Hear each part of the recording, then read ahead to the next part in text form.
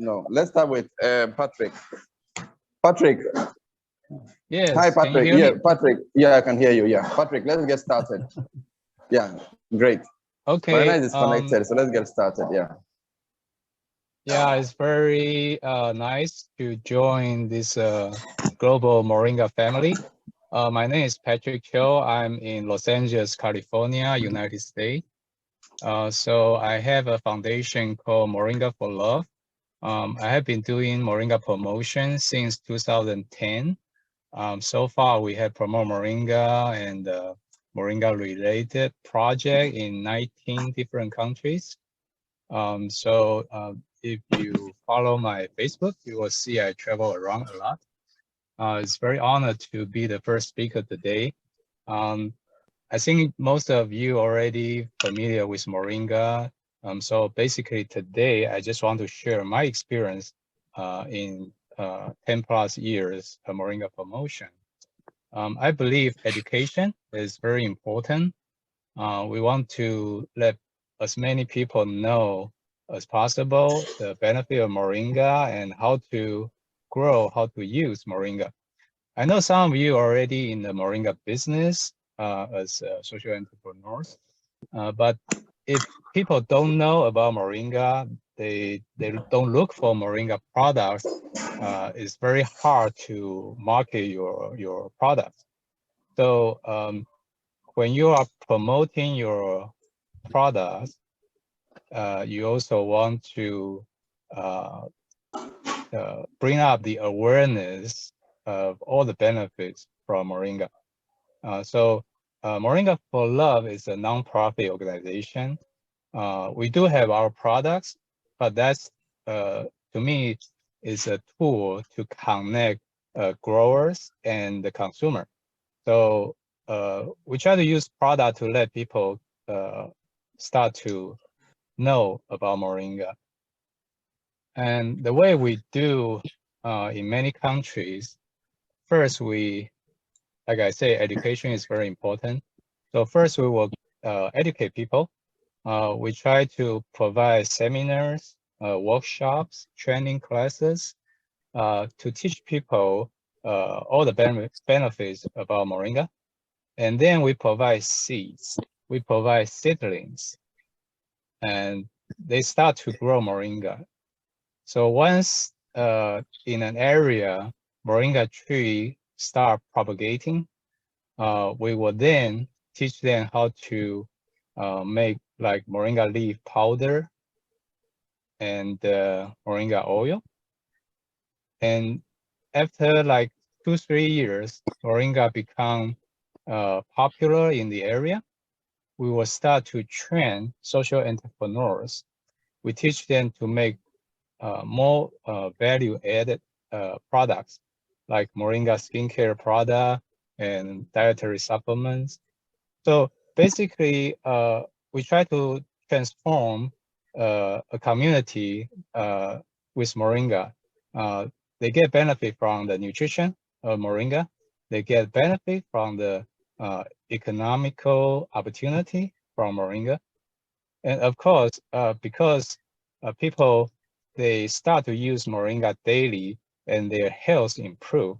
So that will be a cost saving to all the families. They save their money to see doctors, to buy medicine. So overall, we try to use Moringa to provide sustainable solutions, okay? To give people sustainable in nutrition, sustainable in health, and also somehow sustainable in their economical status. Originally, I want to show you some picture to explain these different stages. Unfortunately, today I'm using my cell phone, so I cannot do a screen share to show you the picture. But I think later on, Joshua can forward the picture in a PowerPoint to everyone. So because I have to run, I want to conclude my talk with just a few final words. I know everyone is very enthusiastic in promoting Moringa, but don't rush into the business part of it. I have seen many big Moringa farms, Moringa corporations, they went out of business. Okay, you have to do public promotion to bring up the awareness of Moringa first before you try to mass produce your product and try to get a business running.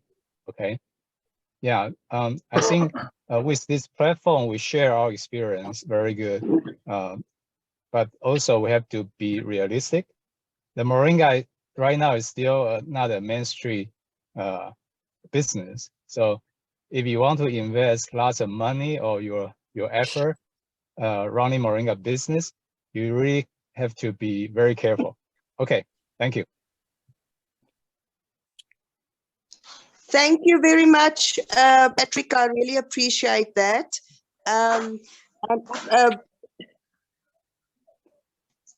Joshua, who are we having here that I can go next online? Philippe, can we ask you to maybe carry on with yours? Thank you, Patrick. We truly appreciate all your efforts that you've put in, and all the best. And we will definitely share your presentation that you want to share with everybody. They can just submit email address and we can forward it to them.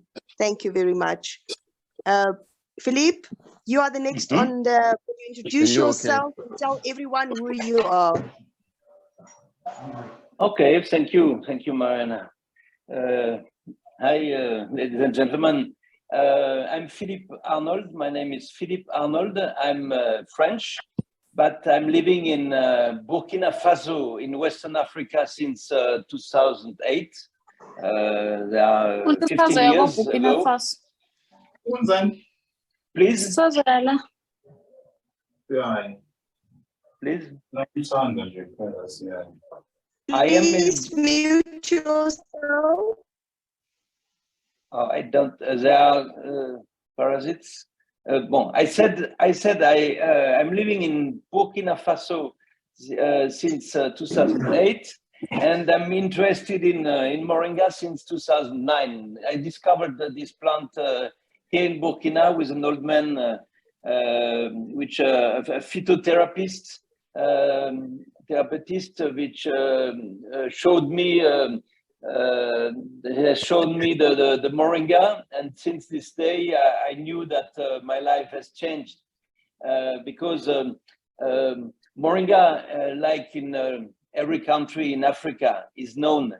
But I can say that in the 10-12 last years, we made that Moringa became really a main possibility of business here in Burkina, because before that people didn't cultivate the Moringa, and we were the first with women cooperatives who began to cultivate, to study, to see how Moringa can be good adapted to Sahelian, that means to Western African climate conditions. And today we have a lot of people who have understood that it's really possible, if you separate clearly the production of leaves and the production of seeds, it's really possible to have a very good production of good qualities of leaves. That was my first aim in the 5-6 first years, to study, to make agronomic studies to understand how Moringa can be good adapted to our Western African conditions. And in the second time, our objectives was to make that moringa can be affordable for a lot of people easily, because you can say, you know, everybody knows that moringa powder is very good and easy to eat every day, but to have really effects, it can be a little difficult to add every day on your meals, to add the powder. That's why we developed a lot of products who make really a new way of useful moringa products, such for example, our moringa juice, moringa with fresh leaves juice, which is now in bottle here, and we make that on our market. The moringa capsules, moringa fruit bar with dried fruits and with moringa powder within. Voilà, that were the two main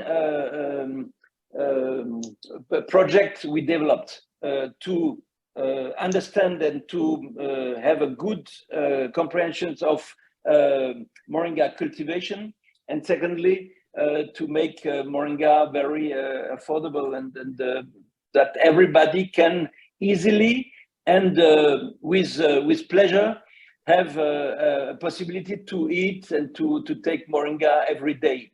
I say in our French here, moringa un jour, moringa toujours, mais moringa tous les jours. That means moringa one day, moringa every day, but moringa each day. Day after day, you have to use it. I say to the people, and I end my first introduction. So I say to our people here, you eat every day, you drink every day, you sleep every day. You have to eat and to add moringa to your food every day. That's the same. Thank you very much. Thank you, Philippe. That was wonderful. So we will remember moringa every day, moringa all day, moringa all the time.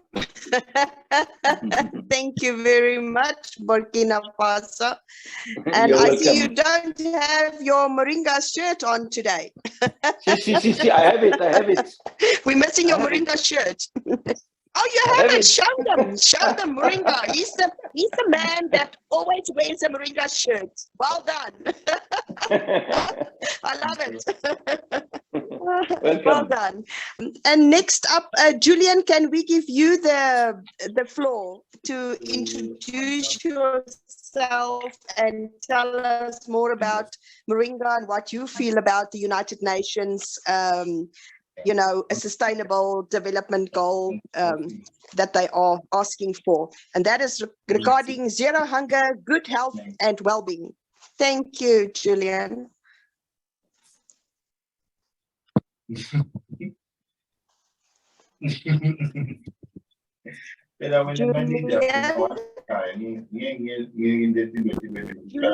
are you there? Please mute. I'm here. Can you hear me? Please mute other people. Please mute. 1,900. And if I just listen, somebody is not muted.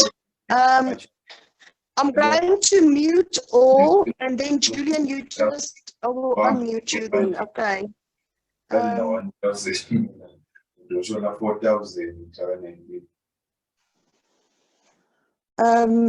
Julian.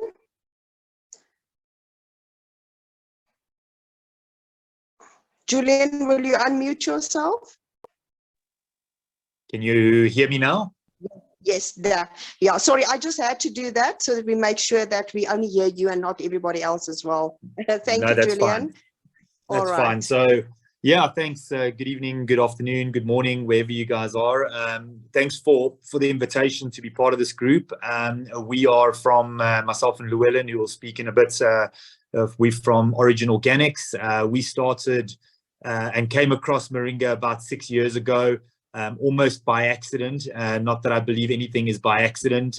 We found that there was this tree that was growing wildly, and the people were using it in local communities for medicinal use, but nobody really had sort of a business plan. No one had an idea of what to make of this product.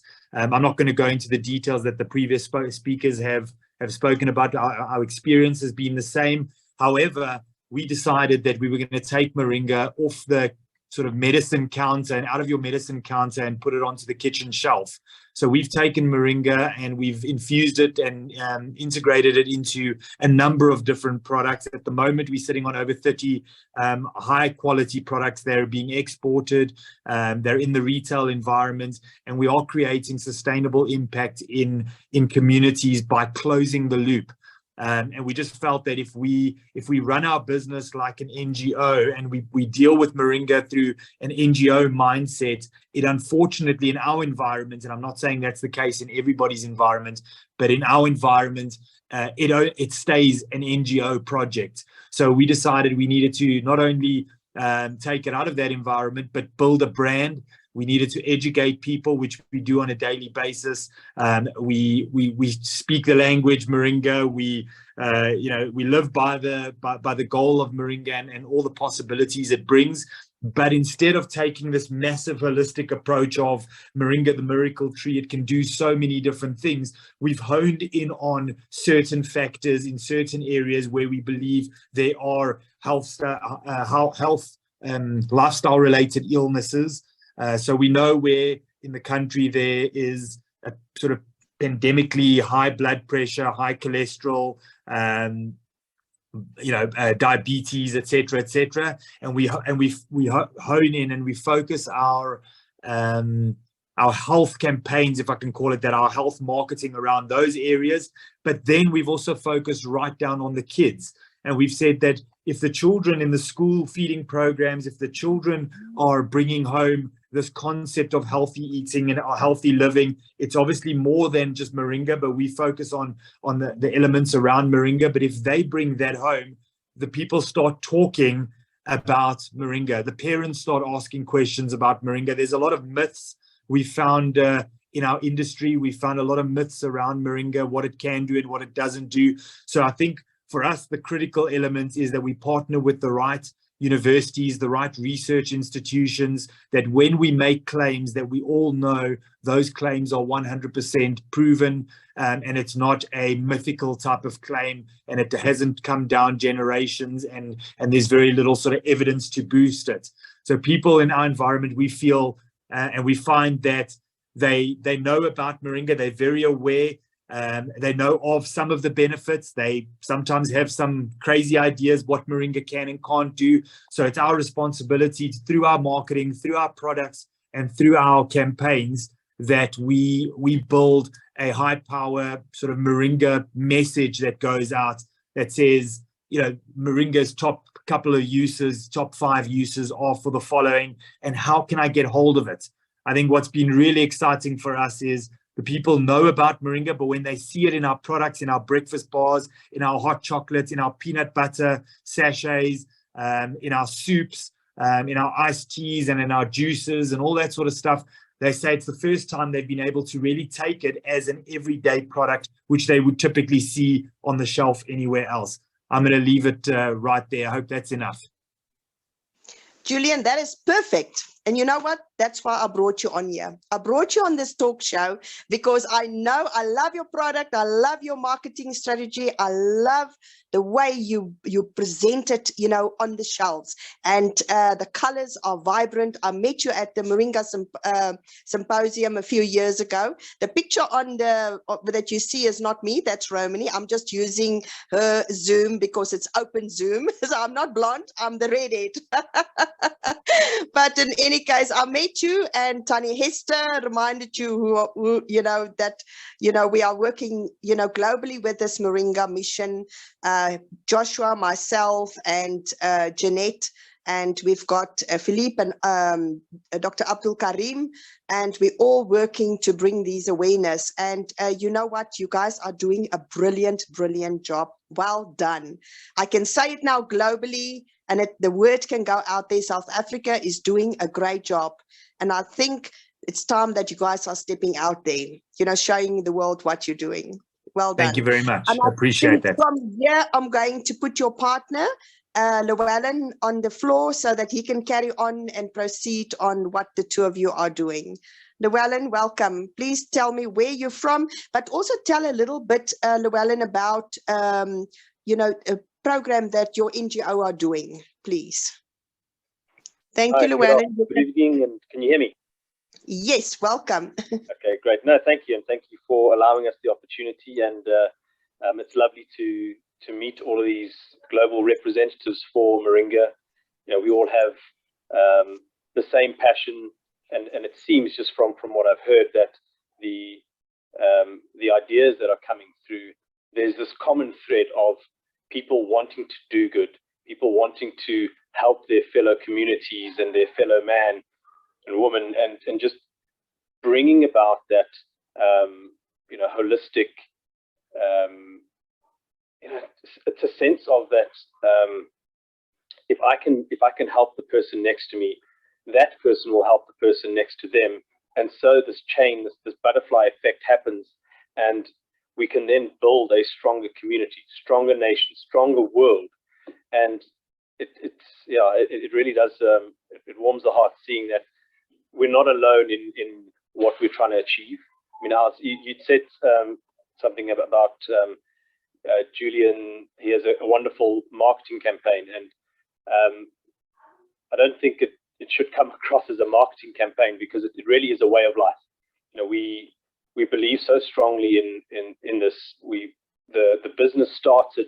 We were out doing NGO work in a small little village called Lupisi. It's just outside White River, and we'd never heard of Moringa before.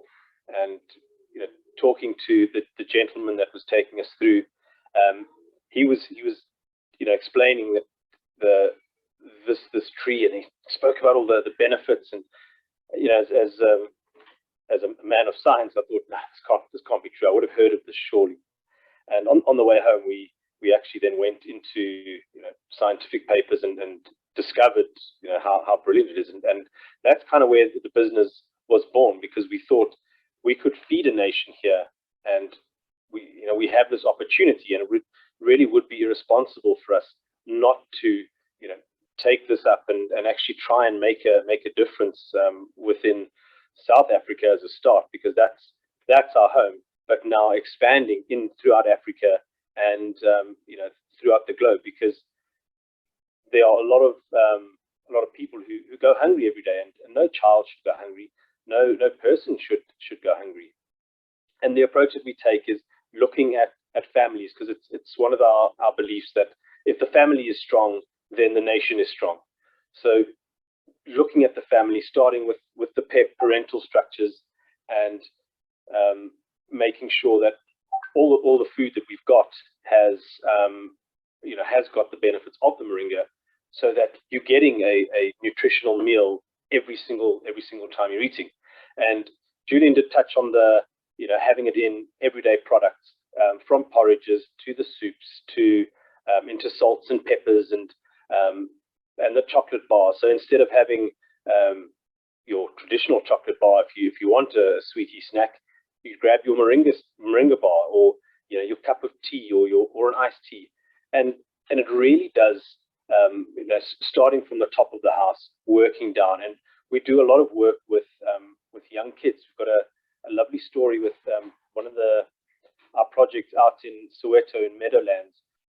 We started supporting a young soccer team there, and it's a academy, and they support these young youths who don't have access to meals. They probably eat, you know, sometimes it's a meal every 2 days if they're lucky. And so we donated a lot of our porridges and a number of the other products to them.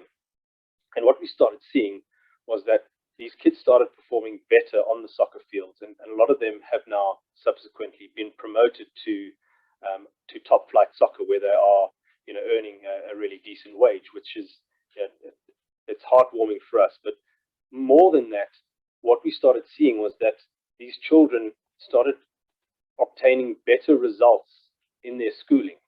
And that kind of came down. Actually, they had they started calling it the clever tree. And what we realized is that the children who are on Moringa, they were seen as being more clever than the other tree, their counterparts, and it's only because they had the nutrition and their brains were operating at normal levels, and they were seen to now be clever, which is and in one aspect it's heartwarming to know that we've made a difference in these kids' lives, and we found it humorous that it's seen as the clever tree, but that shouldn't just be an isolated case. It should be throughout the world. And I think that we're slowly getting there, but having people like yourselves and a strong community base where we can bounce ideas, and where there are opportunities, let's talk about it and let's see what we can do and how we can actually reduce the gap between malnourished and nourished. And yeah, I think I'll also leave it there. I've waffled on a little bit. I hope I've answered the questions that you pushed through. And yeah, let's keep the good work up. Thank you, Llewellyn. You used all the right words, is that, the nutrition, you're addressing malnutrition, you're addressing everyday use, of the products. And that is brilliant, because that is what I've always said. I promote it globally, and I've always said we have to bring it in to address in a daily manner. And thank you for that, and well done. The two of you are doing tremendous work, and I think you are a very great example out there that people should actually follow and promote these products that you are bringing to the households. Thank you very much. No, thank you, and again, thank you for the opportunity. Thank you, pleasure. Then we've got David from Australia. David, you can come to the floor and introduce yourself, and it's always good to have you with us here. You are very encouraging, and tell them about, a little bit who you are and where you're from. Thank you, David. Okay, well, many thanks for including me in this Zoom conference, because wow, it's just fantastic to hear the experiences of everybody who've been involved with it for a few years, and I'm very much a newcomer. But about just over 20 years ago, I became very interested in the environment, specifically to address salinity, which is such a major problem, not just in Australia, but in India and parts of America as well. And 90% of Australia is arid or semi-arid, and 70% of the planet's landmass is arid or semi-arid. And people just say we can't grow crops there. And so I took this as a real challenge. It was late in life, unfortunately. I wish I'd discovered these things earlier in life, but you've just got to grab it and run with it when the opportunity arises. So I bought 600 acres of salt degraded land on which to do forestry research, and everybody said I was crazy. They said I wouldn't be able to grow trees here. And anyway, it's now a forest, and it's absolutely fantastic. And I've learned so much about forestry and agriculture, which is totally contrary to what we've been taught for so long. But unfortunately, education is marvelous in some ways, but it is unfortunately a form of brainwashing. And once people think that you can't do this and you can't do that, nobody bothers to give it a try. And vice versa, ideas that they think are the best in the world, they never bother to try and see if they can actually improve upon it. And I find this very upsetting. And anyway, I break all the rules of traditional forestry. I've tried to promote it in Australia, but nobody wants to know here because it is seen as too alternative. But I have a fantastic following in Nepal, where I have been to twice, and I'm scheduled to go at the end of this month. And I'll be teaching at 49 schools all around the country in 7 different provinces, which I'm really excited about. because the children over there are just so keen to learn. And I see moringa as, I hadn't heard about it until very recently, and I just thought, well, I'll try and grow it. And everybody tells me, well, it will not grow on my property, but they've told me other things wouldn't grow here. So I'm prepared to give it a go, and hopefully it will grow. And when I see the potential for it, there's just so many people living in poverty and with bad nutrition, and it just seems to be God's answer to so many problems around the world. So one of the things that I'm really keen on is that because we've got such degraded soils in Australia, they're just totally nutrition deficient. And one of the things that I've really taken interest in is companion planting. I don't like to see things grown as monocultures, because a monoculture just takes all the different nutrients that it wants out of the soil, and you've really got to have other plants growing in association with it, which will put those elements back into the soil. But science only seems to think of legumes as providing nitrogen for other plants. But lavender, for argument's sake, puts boron into the soil, I've discovered. And boron is just so important for our health. And I don't know about in Africa, but here in Australia, so many people suffer from different forms of arthritis because they're lacking boron in their diets, because we've been just growing wheat and vegetables and things as monocultures. And the farmers don't seem to put enough boron back into the soil, which is a shame. But it's so it's really interesting. It's very different from what everybody else is doing. And if I may just talk a bit about what I do, it's I've developed my spirituality through divining. I started off with water divining, and I don't know if you guys are familiar with water divining, but I've discovered that once we become very spiritual, we can use this in a multitude of different ways. Like I can just divine to find out what elements are missing from the soil if I want to grow a particular tree or vegetable. I can find out what the different plants put into the soil. And it's just so amazing. And as I say, unfortunately, nobody in Australia is interested. The universities refuse to come up and have a look at what I'm doing. But as I say, in Nepal, when I went on a Zoom call the other day, as soon as I went into this particular school, all the boys stood up in the front row and said, "David, we love you. Please come back to Nepal. We want to learn more from you." So I just see as moringa as offering so much potential all around the world. And I just hope there are a lot of people growing moringa here in small quantities. And I see it as having potential to become a growing industry. So I think that about sums it up. Hello. Thank you, David. Yeah, we're very interested in what you're doing, David. Your work is excellent. I'm learning a lot. And yes, I'm also one living in an area where moringa does not grow or not supposed to grow. And right. I'm lucky I'm growing it, but also in small quantities, not, as what they grow it in, other areas of my country, but we can make it work. At least I can be healthy, clever, remember what they said earlier, Llewellyn said, the kids are getting clever. It's a clever tree. So, yeah, I think you will agree to that. Trees and plants are there to feed us and make us healthy in our brains.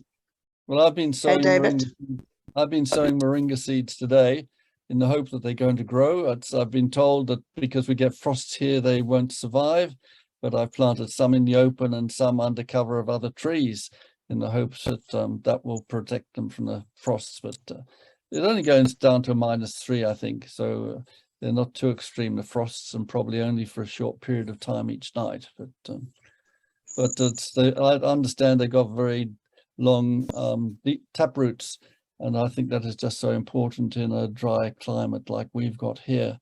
Anyway. Good luck. Good luck with that. You can grow a lot indoors as well. All right. I wish I was younger starting off, but it's at 82, it's a bit late to be starting a new business. But, fantastic. You're doing a great job, and all the best for your travels to Nepal soon. Thank you so David. much. Yeah, lovely meeting you all. Thanks so much for listening to what I have to say.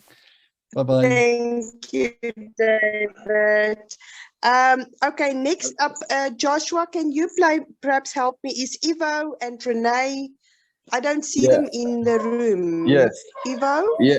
Renee, Yes. are you here? Mariana, can we open up for questions? Because Eva wouldn't be coming in, and Renee will come in very late. So let's proceed with the questions. Yeah. Is it possible that I can say something? Yes, all right. You're welcome. Yes. Okay. Good. Yeah, thank you so much. I just want to tell David something that can help me with the growing of the trees and the seeds. What happens with us? We're also in a frost area. Okay, so what happens when you do your planning of your planting? If your moringa tree is at least 1.5 meters high, it won't die because of frost. Okay, it's got to be like 1.5 meters high. When the frost hits, the leaves will drop.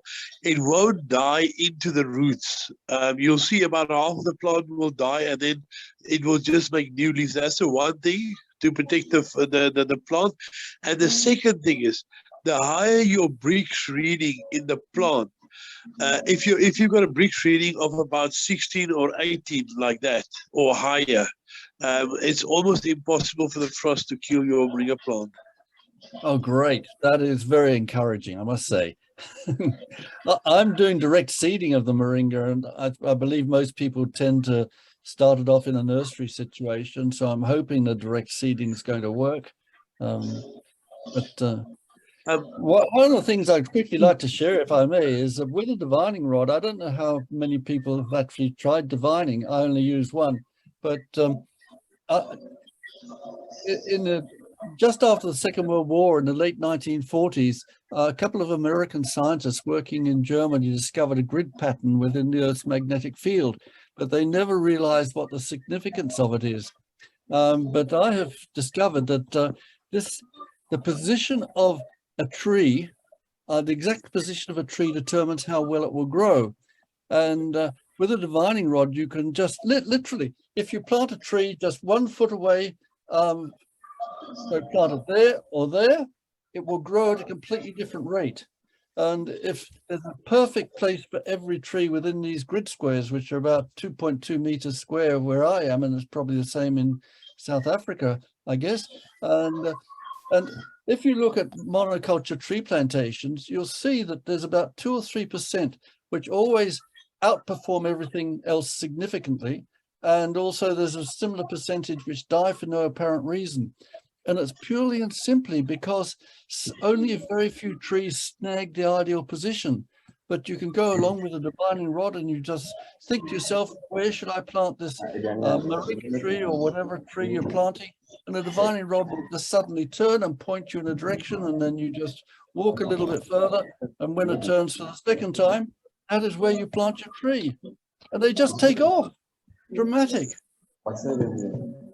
But it's because science can't explain the intuition that we have. We are so connected to some source of knowledge that no science can't explain. So they just don't even try to explain it. And but as I say, I could teach these kids in Nepal, in a single day to use divining in a multitude of different ways. And the younger generation is so important because they'll go home to their parents who are perhaps a little bit more stick in the mud with their traditional methods, but the kids can say, oh, look, let's try this. And they can demonstrate these to their parents. And in Nepal, there's great poverty there. If we can improve the nutrition for those people, that'll be fantastic. Okay, I've said enough, I think, too much. No, you are triggering a lot of, things.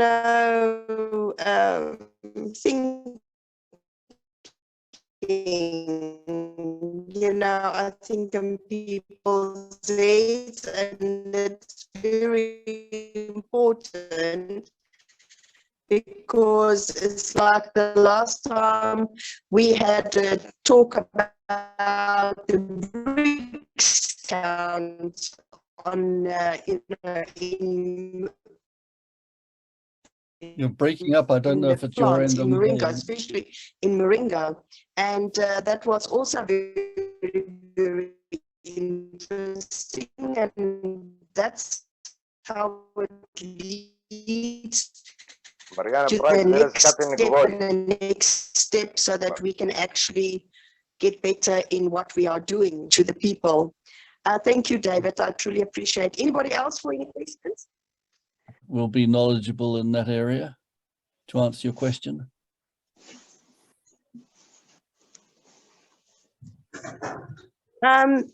Hester, can you come on? Maybe her signal is also not very good. Joshua, maybe you can answer some of that. Well, let's see. Julian, can Julian help us on that? Julian, are you there? Hello? Hi there. Patrick, Sorry, yes, I am here. Sorry, Yeah, I'm here. Julian, Julian can pick this up. Julian, can you pick this up from AJ?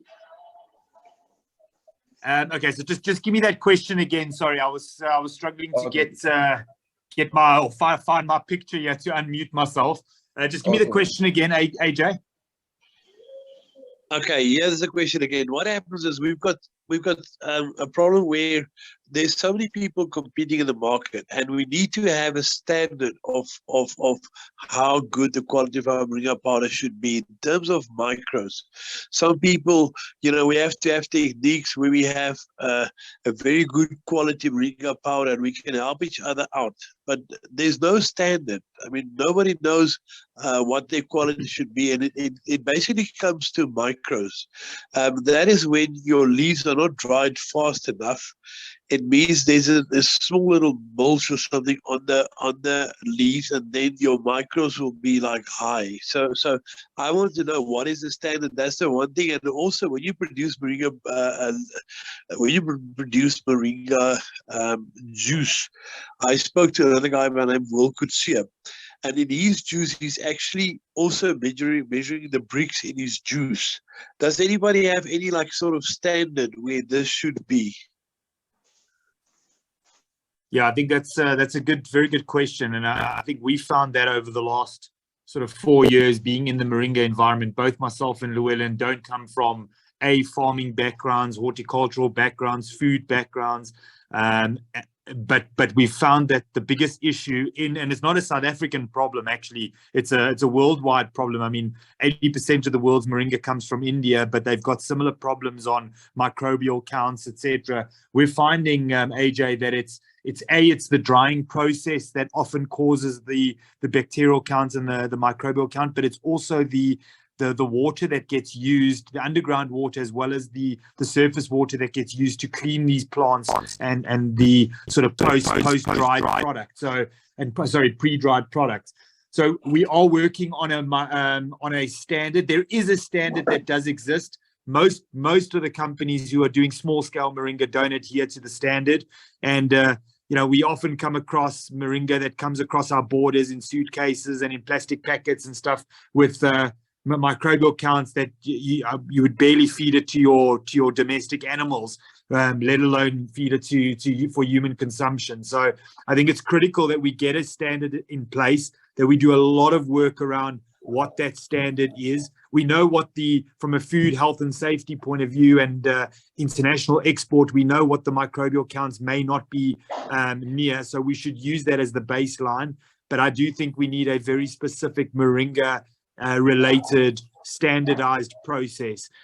We set out to do that a couple of years ago, and COVID hits, and then we sort of, as running a business, we focused on other key areas. But we have brought a farmer on board who's got a science background, a food science background, and he's going to be helping us in the near future with putting that standard in place, and hopefully we can find a way to roll that out across Southern Africa at very least. I don't know if that answers your question. Yes, thank you so much. And I also want to be involved in that because we strive to like get better product to our customers and I mean international. And the thing is that we don't know where to aim at because there's no standards in place. But in any case, yes, we should please all of us get involved in this and you know, put standards out there that is suitable for human consumption, because at this stage everybody is just throwing moringa around and like I said, most of it is not even suitable for human consumption. But thank you so much, Julian. It's only a pleasure, only a pleasure. And I totally agree with you. I think there's a lot of work that needs to be done here it's not difficult work, it just needs to be done. And I think a body like Mdasa, you know, that's really one of the key responsibilities is for Mdasa to set up the standard which everybody has to at least adhere to, and then get a Mdasa, you know, authorized SABS type of approval before any of that goes onto the market. I agree. Thank you so much. Can you hear me? I just want to know if my signal is back. I can hear you. Okay, Yes, then I can. Okay, then I can speak. Then I can speak. Thank you. Thank you very much. Yes, AJ, that is very important. And Julian, I'm very glad that you mentioned also Mdasa, because that is so important that we get that happening. And if South Africa can actually bring that into place, you know, the rest of Africa and everyone else, you know, could at least have some guidelines as well. And I mean, Mdasa has been there for many, many years. I think it's maybe time, and maybe this is giving you an answer, because you and Llewellyn are part of Mdasa, is to see the importance, you know, of bringing something into action. Julian, can you maybe see that we really get something happening there? Please, you and Llewellyn. I would really appreciate that as well. I've made a note here, Marianne, that we, you know, I think that's the key. We need some structure around the Mdasa, not only strategy but the vision. And I think we've touched on a very important point that everybody always refers back to is, well, what is the standard? What is the bare minimum that we need to adhere to? And I think we're in a luxury position in South Africa, in the Western Cape and in parts of Gauteng. We've got world-class institutions around standardization and processing, and so we have no excuse whatsoever to get it right. We just need the willingness to get it right. Well, Julian, I can tell you that there's a few of us that will help and assist, and you know, we are there to help and you know, see that it gets done.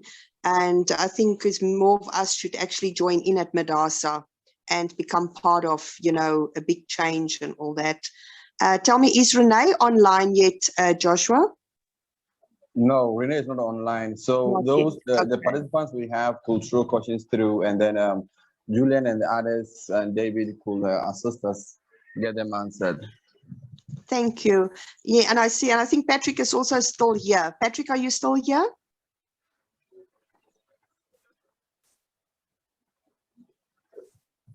Can you see Patrick? Yes, Patrick, you are still here. Would you be able to help us also a little bit to tell us global standards, you know, how you are finding it? Patrick, can you hear me? Just unmute yourself. Maybe he's not online here with us. Patrick? So he says he can't talk now. Okay, all right, okay, don't worry. Philippe, and according to up there in Burkina Faso, when it comes to standardization, can you give us a little bit more on your experience from that side? Yes, thank you. Yes, I'm here. In Burkina Faso, we are working since now 5 or 6 years with a governmental agency which is named Agence ABNORM, Agence Burkina pour la normalisation, for normalization. And we obtained already here in Burkina some standards were now official for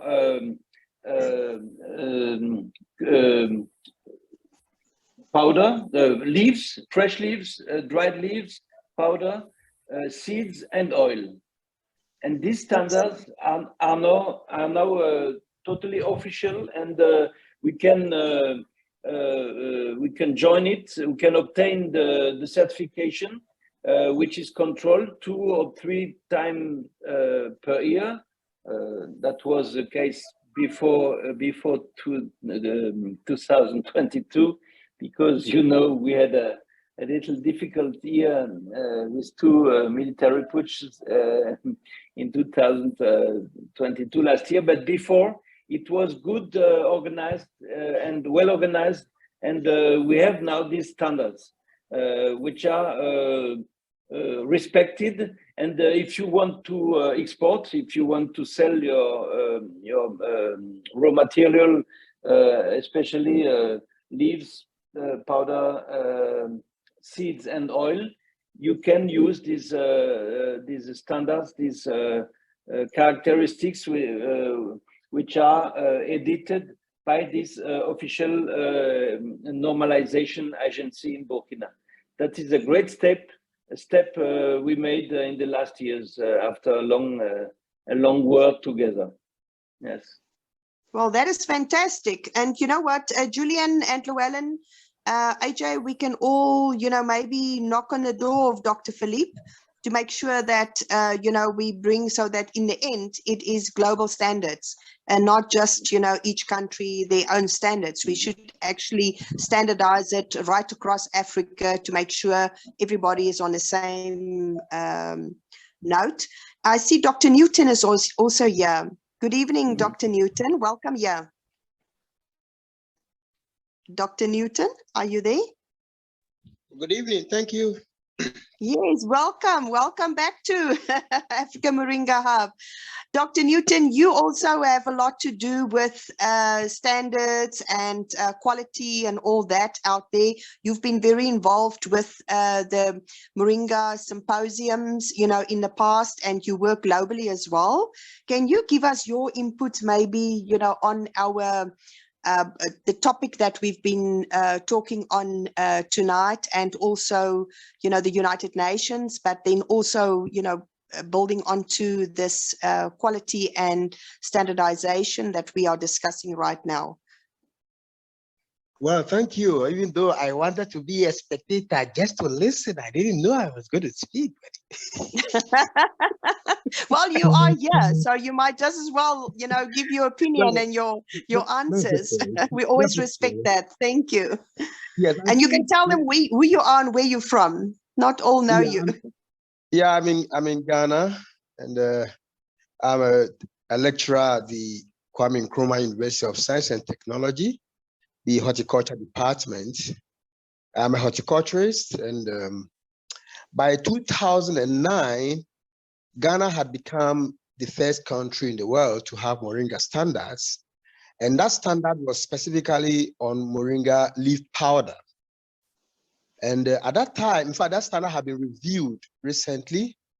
And so when it comes to the quality issues, yes, the drying is very critical as far as the value chain development is concerned, quality is concerned. The speed and efficiency and the economics of drying, these are critical points. And the moisture content of the finished or the dried Moringa leaf should be able to, at the moment, the standard is below 5%.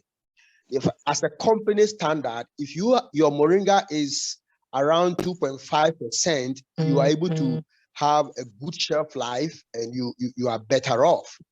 So the speed at which you are able to dry will also determine the chances of other molds and bacteria growing within the system. But when it comes to the washing, we think that the ozone water or ozonized water, which is much 1,000 times more hygienic than using salt water. So the food industry globally, ozonized water is becoming the norm for washing. So if you can wash your Moringa leaves with ozonized water, the ozone generator is very cheap, not expensive. And so just a small device, and you can ozonize the water before you wish it to wash. Then you can be almost 100% sure that your chances of microbial contamination is minimized or reduced.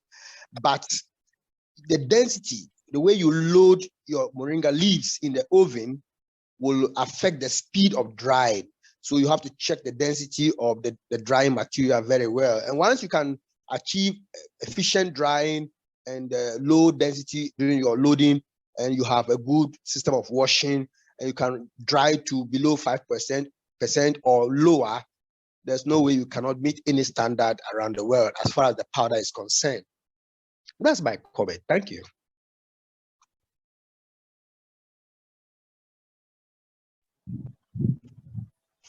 Are you there? I hope I did it. Yeah, Dr. Newton, I'm also here. Mariana. Yes. All right, yes. good. Can you hear me? Okay, thank you, Dr. Newton. But I'm going to ask you to answer another question, please. In the message box, there's somebody asking about the moringa seed powder for that can purify water. Can you maybe just explain to that person the purification of water? Dr. Newton? Sorry, there was a little break there, but if you want to talk about moringa seed powder and oil as water treatment, this is what I can say. The moringa seed has a type of protein, a positively charged protein that is able to act as a coagulant that is found to be very effective in canceling the negative charges on the colloidal particles. And we realized that efficiency purposes extract the oil for using the seed cake for water treatment. It allows for more efficient utilization of resources and economic sense of your economic benefit from the moringa seed is better. But at the same time, using about 5 grams of moringa milled moringa seeds can treat about 15 liters of water. I've been demonstrating this for several years now. Within 45 minutes, you can treat about 15 liters of water very easily. So it's scientifically well developed. There was a professor in UK who did that work around 2006 thereabout, and it was well documented. Some colleagues in Brazil have also advanced that chapter very well. And so what moringa seed usage in water treatment is an established, scientifically established model. Thank you. Thank you very much, Dr. Newton. Does that answer you, the person that asked the question? Yes, ma, yes. Okay, yes. All right. Is there anybody else want to ask a question? Anything else you would like? Hello, guys. Can I speak? Yes, AJ, you're welcome. Sorry, I've got a lot of questions tonight, but anyways, I'm just going to do one more. We are here to ask questions and get all of them. You don't have to stop asking. I think what we should do is that we should have another meeting like this, and I know a lot of very huge guys in the marine industry that can give us guidance, even with the production. Like today, I mean, I found out from Dr. Newton that preparing your water is so important, and make sure there's no bacteria or microbes in the water before you treat your leaves before it goes into the oven. And another question is, I want to know what is the maximum degrees of the temperature that you can add on in your oven, not to damage any of the moringa.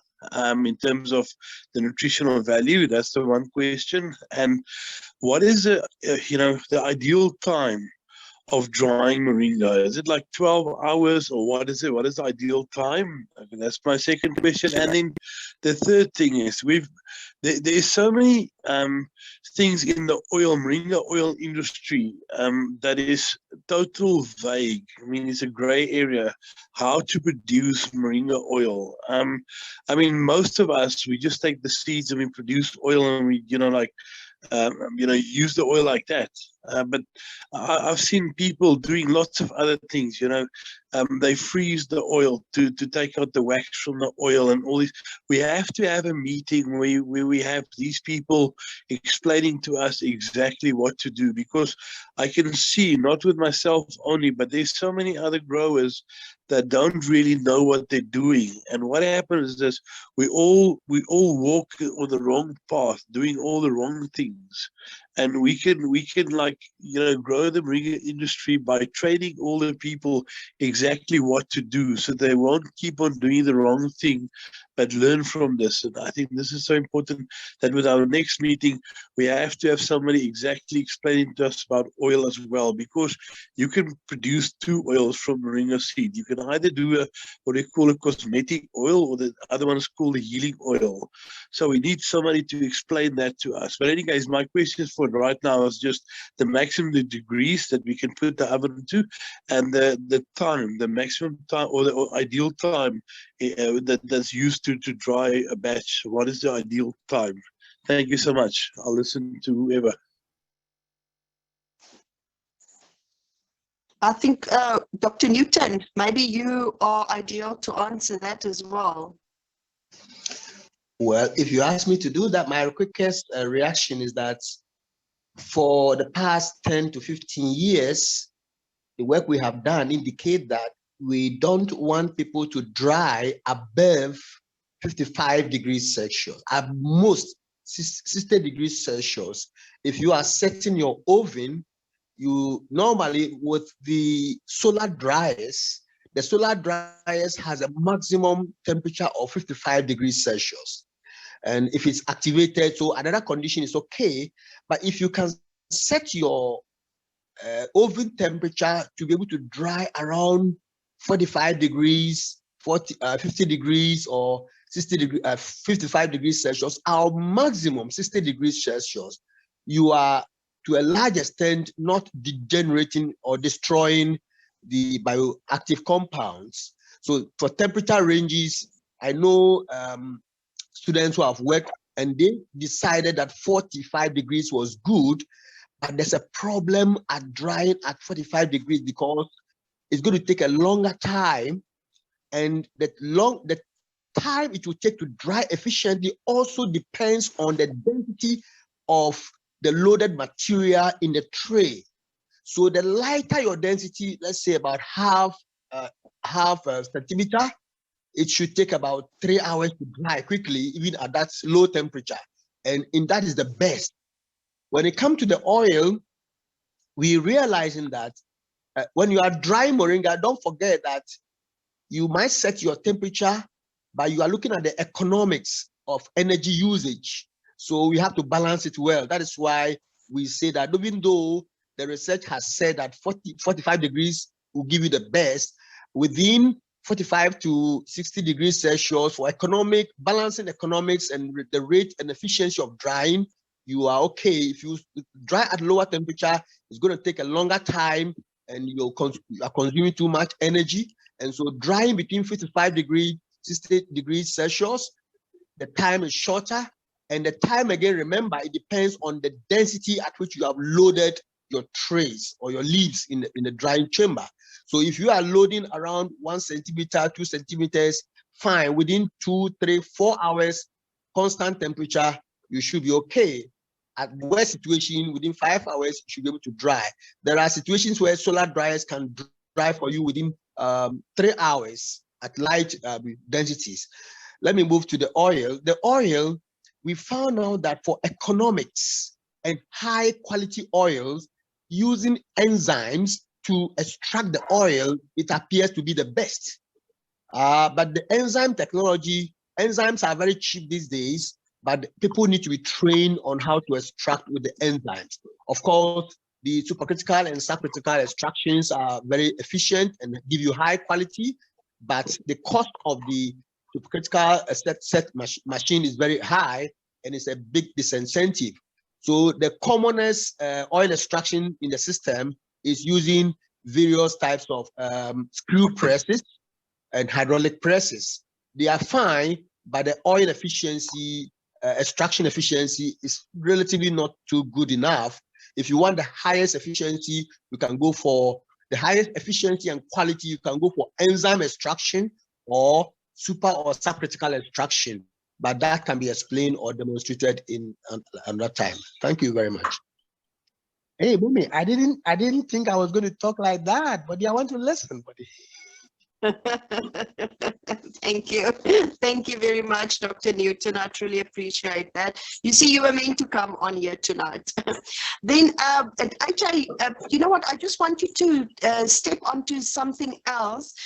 We were discussing the other day about the oil cake, you know, after you've pressed it.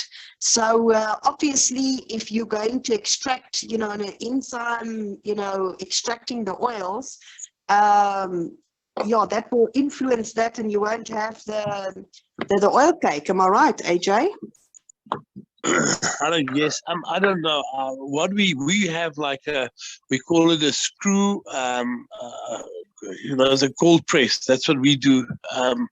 But that's why it is so important that, I mean, we talk about markets and all these things, but it looks like almost everybody is using the wrong processes. So I think it's so important, guys. If we look at the future, working together as a group, let's start on grassroots. Meaning, we've got to start by the beginning and talk to these people and get all the information of what is working best, the processing of all this. Let's do that, because even with the oil, I do have an oil market, but the thing is that, you know, I use a process which I learned from people, you know, who was not really in this industry, and we process things like that. I mean, and all of us, we need to process this for international market, because all of us, our hearts is to get moringa to every household in this world.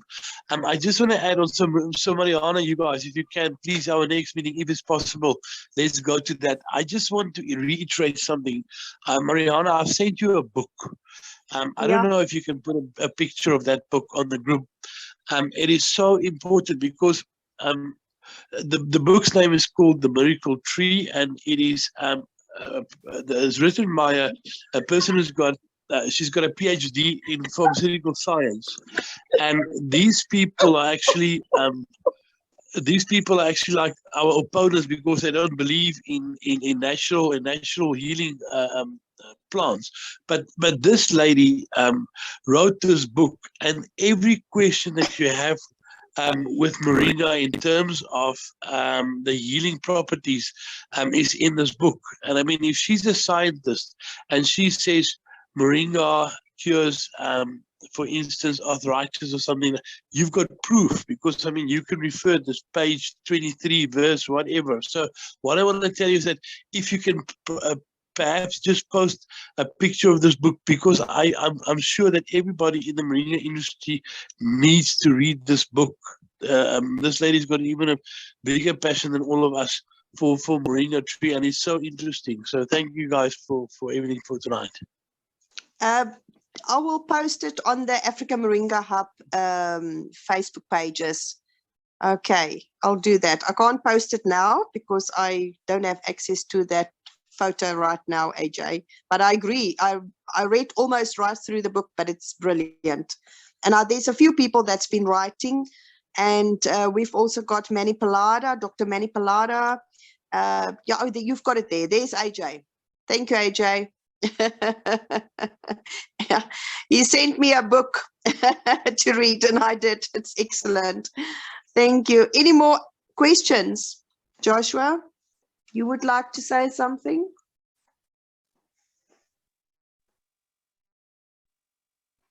Joshua? Yes, sorry, I had muted. I'm saying that we've exhausted enough, and it seems that AJ would like this forum to be, he would like this to be done over often and often. And all the times that we have this, AJ has most of the questions. AJ. Yeah. So maybe let's give ourselves a few, the next maybe 11 minutes, and we wind up. We've already made an hour and a half.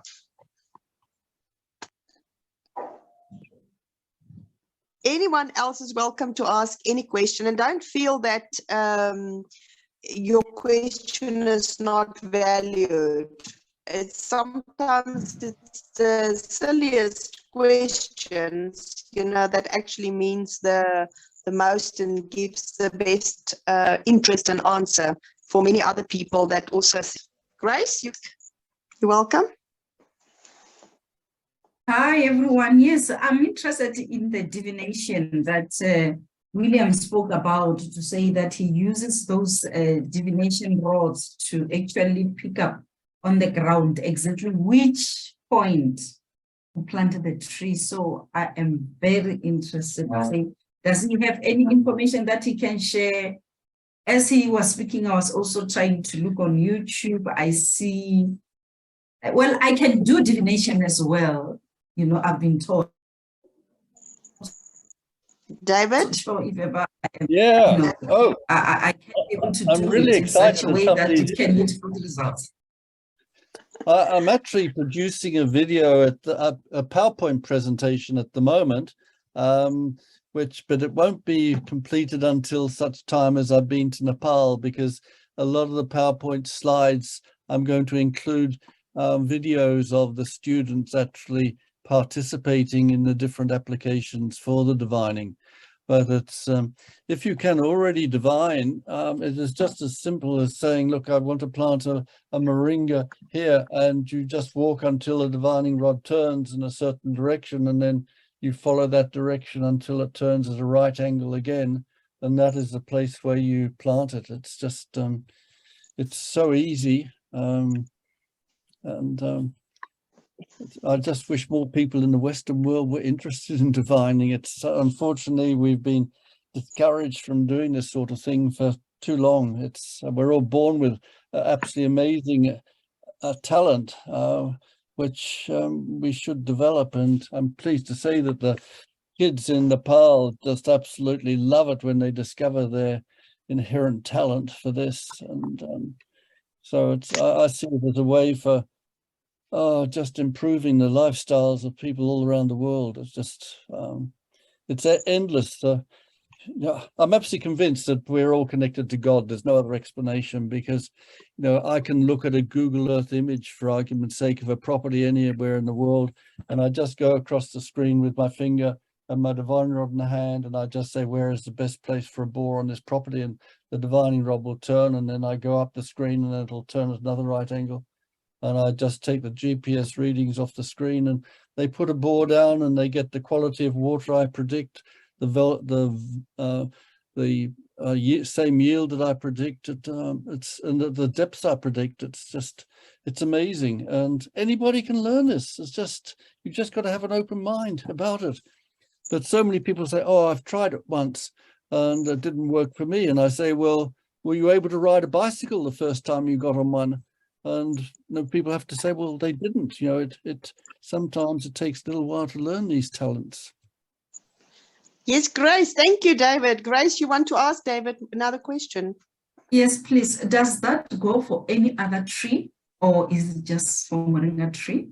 Oh no, any tree. You just if I want to, I'm planting a wide diversity of trees here, and you just name the tree. You don't even have to know the name of the tree. You can perhaps look at one in the distance and just say, oh, I've got some seeds from that tree. Where should I sow those seeds? And it'll give you direction. But may I give you my Facebook page? You can have a look at my Facebook page and see my posts about this subject of divining. Yeah, you can just put it in the chat. Grace, I will also send you his link from Thank you. on WhatsApp. I'll send you on WhatsApp his link. Thank you. Okay. Yeah. Thank you, David. Thank you, Grace. Anyone else want to ask something? It's 2:30 in the morning here. I'm about to go to bed. You're welcome. Thanks so much. Anybody else? I see we've got Karen here as well. Hester, you brought Karen on. Welcome, Karen. Thanks. Karen, thank you very can I much. ask you a question? Yes, you can go Karen, ahead. please tell the people who you are and what you're doing. You're also from South Africa, and I'm excited to have you here. Thank you very much for coming on. Sure. Yes, good day, everybody. I'm learning every day more and more about this industry, but I'm the executive director of the Southern African Essential Oil Producers Association, which means a lot of the people that are doing essential oils are also doing moringa, but our focus is actually just on the oils. And I listened to, with great interest to what people were saying about standards, and that's, I think, what is something that we really need. We went onto a journey. There were only 2 standards for any natural product in South Africa, of which one is aloe ferox, because it's not aloe vera, and the other one was moringa in the processing. So good luck for those who are writing standards. We have been in that I don't want to say adventure, let's call it a journey, for the last 3 years, and we managed to write 3 standards. Our aim is to have 10 at the end, but that is the way. That is empowering an industry. If there's a proper standard at hand, then everybody knows this is what my oil should look like, or my powder, or what extract you're talking about, and you can then negotiate a better price for the safety and the sustainability of the product and of humankind. So that's why I'm here. That's why I'm listening, because some of our producers are doing moringa, and we do get a lot of questions around this. And the standards for me is something that I'm looking forward to. The more, the better. Africa has really been left behind for a long, long time without standards, and that makes the buyer to be in a position where he can exploit the producer, because he doesn't know. Or in other words, the producer doesn't know what he's supposed to have, and the buyer knows what he should have. So let's turn the tables around for that. So thank you for the opportunity, and everything of the best for everybody. Thank you very much. I truly appreciate it. I see Dr. Newton has got his hand up. I think you want to ask you some. Yes, Dr. Newton. Not really, but I just want to commend you for the good work you have done for all these years, and especially for keeping the momentum up. One quick comment I want to make is that yes, the oil industry, the moringa seed oil industry is moving up, and there's a need for information to flow to the industry players so that we can harmonize and educate ourselves. I must say that the oil extraction from different technologies was actually my PhD research, and I don't think that there's any question about the oil quality issues and the seed cake that we cannot answer. So probably if you have any other meeting, fine, I can extensively show any player within the industry what the extraction technologies from different extraction of moringa seed oil from different technologies, from hydraulic press, the cold press, different designs, the piteba, and all those Indian machines. We've made presentations on that at several platforms, and we can definitely share. And I'm personally happy to see the moringa oil industry growing. And so all the key players, if you have any question, please don't hesitate to ask. Of course, we have answers to some of those questions. Thank you very much for the good work you guys are doing. I appreciate that. Thank you, Dr. Newton, and thank you, Karen. We really appreciate it. And Esther, I think I must thank you in particular, please. Because yes, you're welcome. Yeah. I just wanted to say thank you to Hester for bringing her on the line here. Yes, Philippe. If you permit, just a word in adding to what say Mr. Newton. Hi, Dr. Newton. About the problem we have here in Burkina and in Western Africa with aflatoxin. Most of our customers in Europe for moringa oil are now very close to verify if our oils are exempted of aflatoxins. And the European Union is now very strictly near of this problem. And in Senegal, for example, a lot of oil production are contaminated by aflatoxins, G1 or B1, and we have chance here. We have observed that it's the same that for drying leaves. If you prepare oil, you have to be very precautious about hygiene, and you have to avoid the contact with soil for the seeds, and when you are manipulating the seeds or when you are dehusking, you are preparing the little kernels of to make oil. Really, you have to be very precautious to avoid the contamination with aflatoxins, because the customers in Europe, especially, are now very strict about this problem. Thank you. Thank you very much, Dr. Philippe, because that is then something that we have to really watch. And AJ, I think you guys must, you know, have a look at that as well. And I think Karen, you might be able to get involved with all this as well. Anyone else? Yes, Dr. Newton?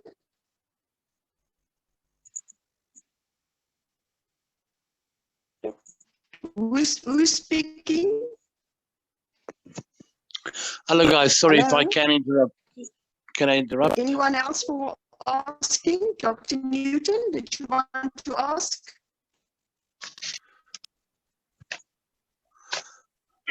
Well, Yes, if I could give a quick comment with respect to aflatoxin. Can I make a quick comment about aflatoxin? Yes, please. Yeah, if you want to extract moringa oil, the moisture content of the seed is very important. When the moisture content is high, aflatoxin Yes, you're welcome. Thank you, Dr. Newton. Thank you for allowing me to just go ahead. What I want to say is that when you want to beat aflatoxin detection, you have to dry your seeds to very low moisture. We are talking about 3% moisture. The drier your seed, then the lower the chances of aflatoxin to grow. And there are some cases that seeds are stored over a long time. When the seeds are being stored and they are not dry enough, that is where aflatoxin will grow. So the moment you get your moringa seeds, dry it to a very low moisture, and then it can store even up to 4 years. You will never lose any quality issue. You will never have any problem with aflatoxin. Thank you. Okay. Very good indication. Thank you very much. We have guys, so the same observations. Wow, thank you very much, Dr. Newton. Thank you. I just want to say something. All these things are so interesting, but that's why we have to have a platform where you guys must involve everybody that knows what they're doing. And perhaps that Dr. Newton can show us the process of the oil. Another thing that I want to ask, but another thing I want to ask is that how do you dry your moringa seeds? Do you dry them in the sun, or how do you dry your moringa seeds to that 3% or less? Well, for experimental purposes, we dry in the oven, but drying moringa seeds under the direct sunshine is allowed, and you will never have any problem with the oil quality just because you dried in the open sunshine. But the leaves cannot be dried under the direct sunshine, because when you do that, you're going to lose between 40 to 60% of the vitamin A. And so for leaves, you cannot dry under the direct sunshine, but for seeds, you can dry under the direct sunshine. Thank you so much. That's a very good other point. Anyone else? Joshua, I think we're coming to an end now, am I right? We've got our 1.5 hour done. Okay, so I think we're going to close this talk now, unless if there's anyone else who want to ask a last question. But I really think that we have had a great evening and great talks and great discussions, and it has really brought a lot of knowledge across tonight. We've also brought a lot of connection, people that can connect and people that can actually now start working together. Thank you very much, everyone. We truly appreciate that. It is fantastic. Thank you. Thank you, Joshua. Thank you very much for helping to organize all of this as well, Joshua. Thank you very much. Yeah, thank you very much. And hopefully at the close of the month, we will talk about oil extraction related issues, so that we can get Dr. Newton and the other lady that has got Karen. in. Yes, Karen. Yeah. Thank you, all of you. Thank you, all of you. Mariana, at the end of the month, one of the Sundays, we can put Dr. Newton and Karen together specifically to talk about oil extraction related matters. Okay, I'll do it. I will definitely do that. Thank you. Yeah, all right, thank everyone. You. But then we want to say thank you very much for everybody that was a speaker and everyone else that brought some questions and for all the answers that have been answered. We say from Africa Moringa Hub, we're saying thank you very much. And thank you. Keep planting, keep the positive vibes going, and the Moringa family is fantastic. Thank you and good night. Thank you, Mariana, for doing a fantastic work and staying in your car and helping us get this done. Thank you so much, Mariana. Well, right through load shedding in South Africa. Thank you so much. We'll talk again, Mariana. Thank you. Thank you so much, everybody, and God bless. Thank you, AJ. Thank you, AJ, Patrick, and Mdasa team. Thank you all. Yeah, and thank Julian, you, Philippe, Dr. Newton, and everyone. Thank you so much. Thank you. All right, bye. Thank you, everyone. Cheers. Have a good evening. Thank you, Julian. Keep it up. Bye.